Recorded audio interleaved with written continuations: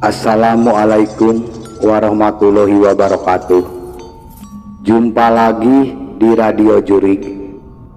Alangkah lebih baiknya buat yang baru menemukan Radio Jurig, bantu di subscribe dan dipijit tombol loncengnya. Terima kasih. Kali ini Radio Jurig memiliki cerita yang berjudul Motor Vespa Misterius. Kita langsung aja ke ceritanya. Selamat mendengarkan.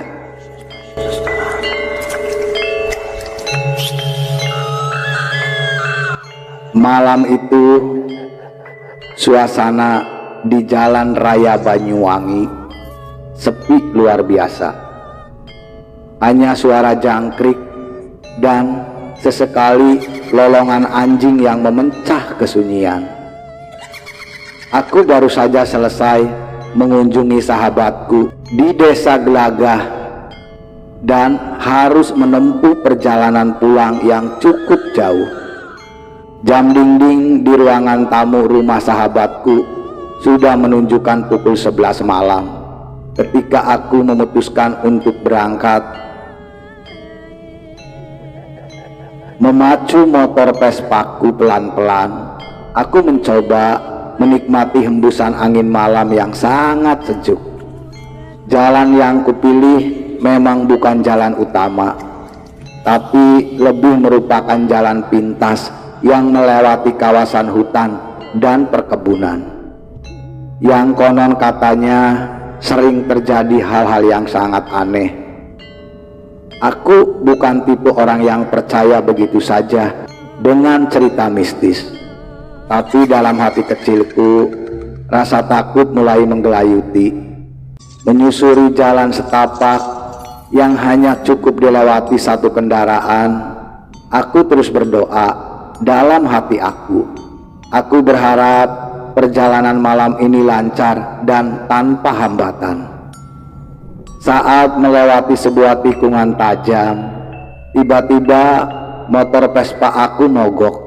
Aduh, kenapa sekarang kok mogok Vespaku? Gumamku dalam hati. Aku turun dan mencoba mengecek apa masalahnya, tapi tampaknya semua baik-baik saja. Motor ini memang sudah tua, tapi biasanya dia sangat terpercaya. Saat itu aku sibuk mengotak-atik mesin. Sebuah suara perempuan memanggil namaku tiba-tiba di belakangku. Mas, Mas, bisa bantu aku enggak, Mas? Aku menoleh ke arah suara itu dan aku tersentak melihat seorang perempuan berdiri di pinggir jalan, memakai kebaya hitam dan kain batik dengan rambut terurai panjang. Ingatanku langsung melayang pada cerita dari tetangga tentang wanita malam di jalan ini yang katanya adalah penunggu hutan.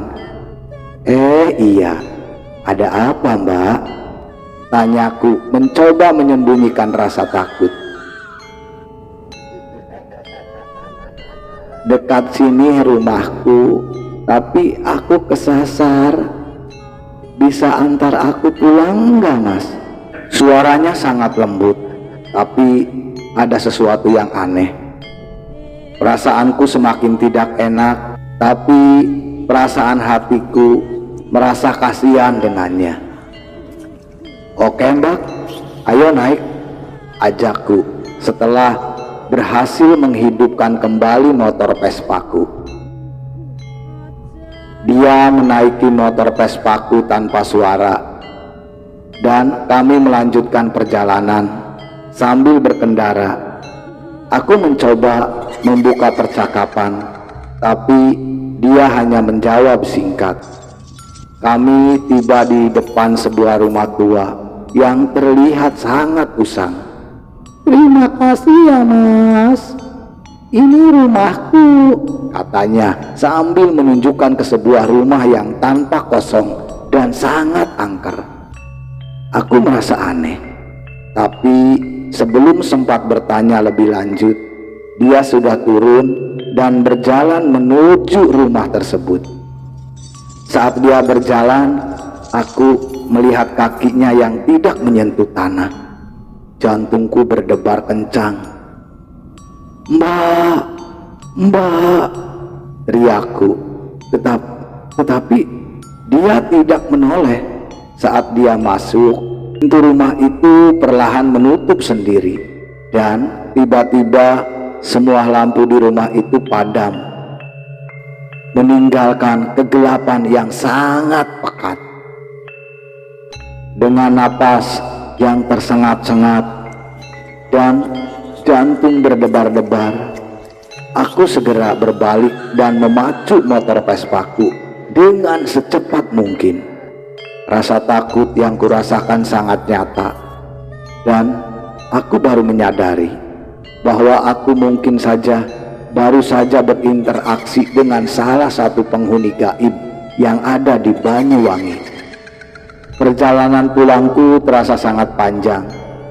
Pikiranku melayang pada apa yang baru saja terjadi. Apakah aku baru saja membawa pulang seseorang kuntilanak, motor Vespaku ini? Atau mungkin itu hanya imajinasiku saja mungkin. Sesampainya di rumah, aku langsung mengucapkan syukur. Kejadian malam itu akan selalu ingat sebagai pengalaman yang sangat seram yang mengajariku untuk lebih berhati-hati saat melintas jalan-jalan sepi di malam hari, terutama jalan-jalan tersebut yang dikenal dengan kisah-kisah mistisnya atau kisah-kisah angkernya. Itulah cerita pengalamanku, pengalaman yang tidak mungkin aku bisa lupakan saat melintasi hutan yang ada di Banyuwangi, dan ada kuntilanak yang ikut menumpang pada motor Vespaku, sehingga aku yakin bahwa memang ada dunia lain selain kita. Semoga ceritaku ini bisa menjadi pengingat bagi sahabat Radio Jurik semuanya, bahwa di dunia ini masih banyak hal gaib yang tidak bisa kita jelaskan dengan secara akal logika.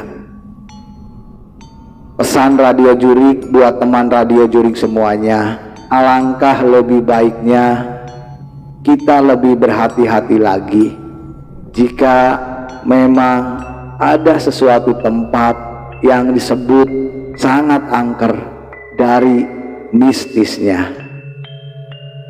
Teman Radio Jurik harus lebih berhati-hati lagi. Itulah cerita Radio Jurik yang memiliki judul Motor Vespa Misterius di Banyuwangi. Selesai. Semoga cerita Radio Jurik yang memiliki judul Motor Vespa Misterius di Banyuwangi bisa menghibur teman Radio Jurik semuanya. Alangkah lebih baiknya Radio Jurik bantu di subscribe dan dipijit tombol loncengnya. Terima kasih. Kami mengucapkan buat teman Radio Jurik semuanya, selamat beraktivitas dan tetap semangat. Hantu itu ada.